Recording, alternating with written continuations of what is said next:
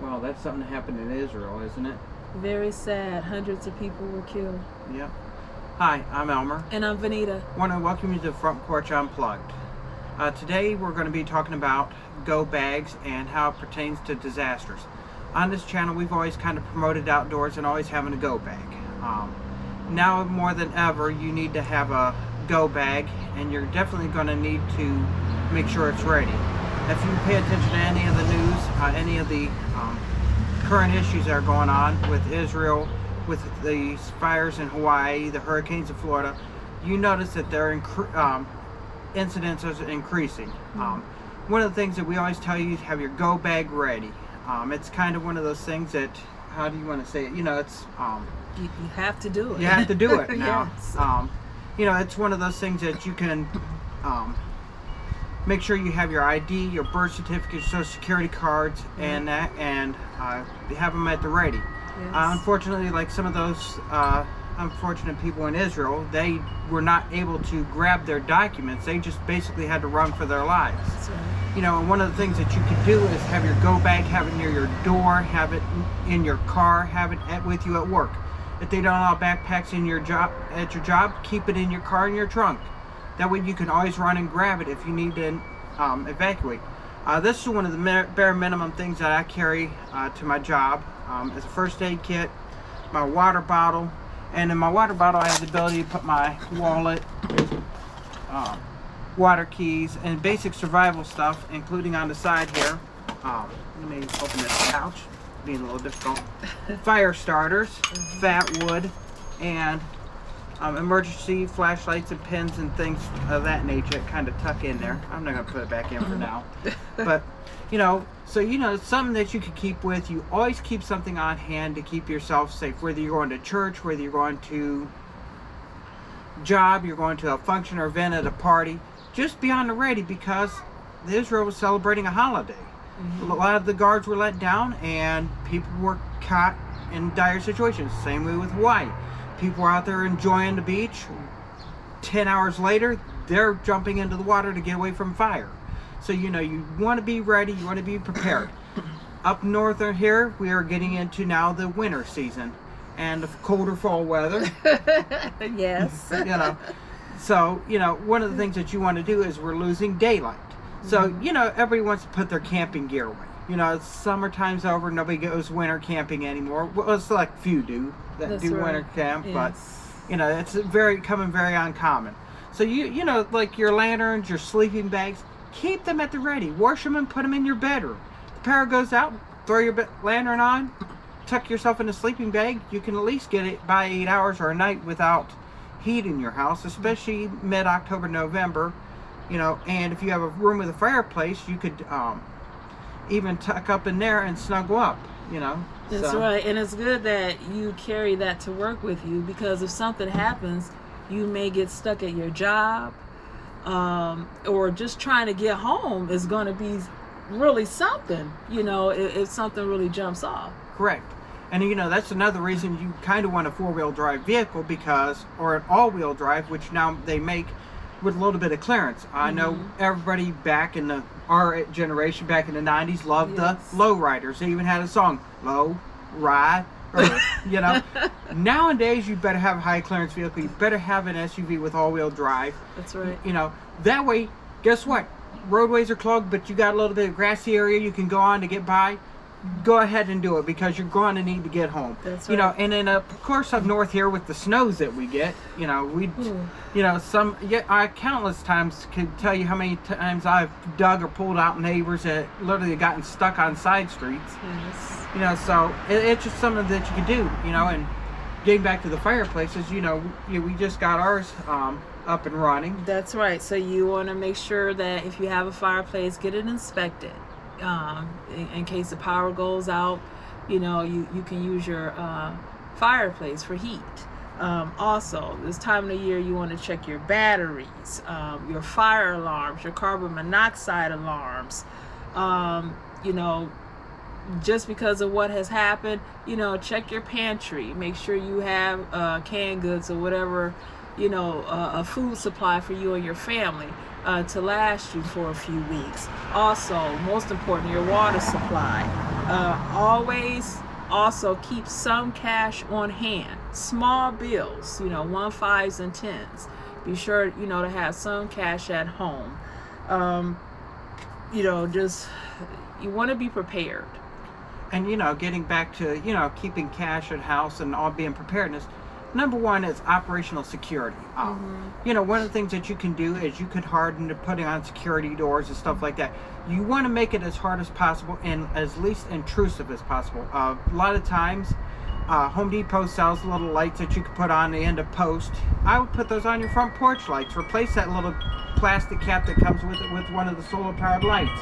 What can happen is the power goes out, your house is illuminated. Most of the time, people are not going to turn around and go for an illuminated area. They're going to go for an area that's dark to conceal them to create a crime. That's right. So in the solar powered lights, they can charge during the day. They light up at night. They keep it. Motion sensor lights are going to let you know that somebody's back there because the sensors are infrared. Yes. If it's an animal triggering it, let the animal trigger it. Guess what?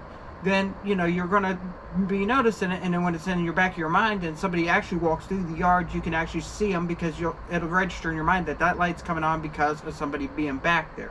That's right. One of the things you also kind of want to do is have a first aid kit in your house.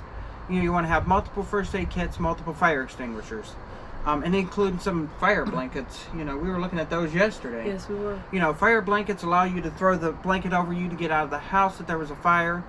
First aid kits, you want to turn around and have at least a minimum of enough for each one in your house. So that'd be one tourniquet, one H&H bandage. You want to turn around and have enough gauze, bandages, and gauze pads on hand for each member of the family. And I believe for what the Red Cross said, it was at least a 25-person first aid kit for each individual in the house. That's right. Even though they say it's 25 people, 3 people could turn around and need injured and go through that first aid kit in probably a week. That's right. If you have a serious injury or you have bandages that need to be changed on burns or stuff, and your local hospital, your local drugstore is not probably going to be open. That's right. Especially if there's power outages, because a lot of the places like Walgreens and that, Walmart and all of them are all self-checkout or cashless operations when the power goes out. So, they don't accept cash because obviously, and that's another thing I didn't even know about Walgreens. They don't even fill prescriptions there anymore. Oh. They had a sign there, sit there and says it comes from the regional center, and they bring it to you. Oh, wow. So, if there's a delay in shipment, your local pharmacy may not have your medicine. And, that's another thing, especially you got to take medicine. Oh, yeah. So you want to make sure that, your prescription is, you have enough to last you for a couple weeks. Even if you have to call the doctor and see if your doctor is send you in another refill. You want to do so. You want to have your medication in case something happens where you can't go to a drugstore and get it refilled. And then you at least want another additional month's supply. Usually they can get it to you if it's a supply chain disruption within about a month. Okay. So you don't want to wait till, if your prescription refills in September, you don't want to wait till August 30th to refill it. You want to have at least September and October, so that way you can keep it in there and cycle through your your supply. That's right. And getting back to the pantry, always rotate your food. Don't leave cans of food set there till they get rusty. Yeah. Don't leave food in there till it rots. If you're noticing fruit flies or that in your pantry, it's kind of time to take a look there because there's something that there's attracting them. That's right. You can also keep on dry goods like noodles and rice. You could have a supplement from your garden. Like we kind of did this summer. Yes. Cook from the garden. You have a supplement of that. Have a spare freezer. And even a small refrigerator or a small freezer can run off a small propane powered generator for about 60 hours. That comes from the overland community. They small propane generator can power a small fridge and a light for. Hey, just make sure you have a way of securing it and not in the house. You don't want to run a generator in the house or near the house, but you at least want to have a place to secure it, lock it up. That's right. one of the things that happened, a funny story, I'll give you one real quick, was one of the amateur radio operators during one of the disasters had a generator outside his house running and started the generator up. And generator kind of died down a little bit, which they sometimes do, and it started back up. Well, come to find out, the power didn't come back on when the generator stalled.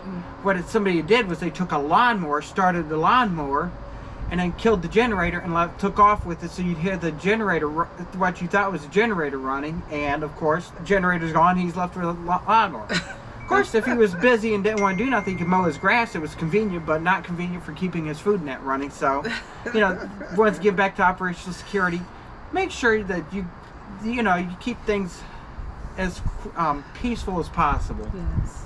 You want to make sure you also kind of want to pay attention to what your neighbors are doing. Not everybody has your best interest at heart. That's true. If your neighbor can figure out that they could turn around and sell you down the river for a case of water, they probably will in that kind of situation. Yeah. So basically, we were just saying, have a plan. Get your family together, sit down and have a plan. And talk to your children about what's going on. They hear things from their friends. They hear things from the news, from television. They might not quite understand what's going on. So you need to talk to them so that they're just not walking around in fear. And, and let them know that fear is a natural response to any threats or anything that's going to be kind of a change. Right. But it's, like the last Front Porch Friday, I think it was, or the one beforehand, we talked about the Red Cross having these courses that the kids can take. Let them take it, let them know what's going on, Yes. and especially if you've got small children, keep a couple spare toys, That's right. They may have a certain favorite toy that they love, and you want to turn around and keep it there, an extra teddy bear, an extra whatever they love. They don't know the difference that, their toy come up missing, but, and all of a sudden it reappears. They don't know that wasn't the old teddy bear. It's kind of cruel, but it's something to keep in mind. Yep. And yes, that's just about it. I think we've covered everything. Yeah. We just want to, come on and talk to you guys about what's going on and let you know that, we're keeping track of what's going on in the world. And we just want to, make sure that you're prepared. And one of the other things, getting back to preparedness, that you can do is do a drill with your family. Yes. We're storm spotters, so every Wednesday and Saturday, our local municipalities test their tornado sirens. It's a great way to turn on. You hear the tornado sirens, grab your go bag, head to the basement, or head, like you're going out to the park. Kind of plan a day around it. That way, your times when you leave.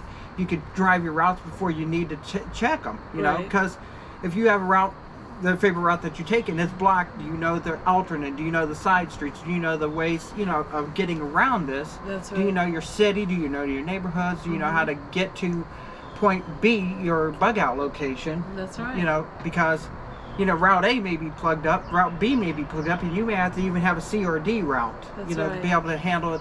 Like me, I work quite a bit away from home, so it's a 6-hour walk for me. It's a half-hour drive.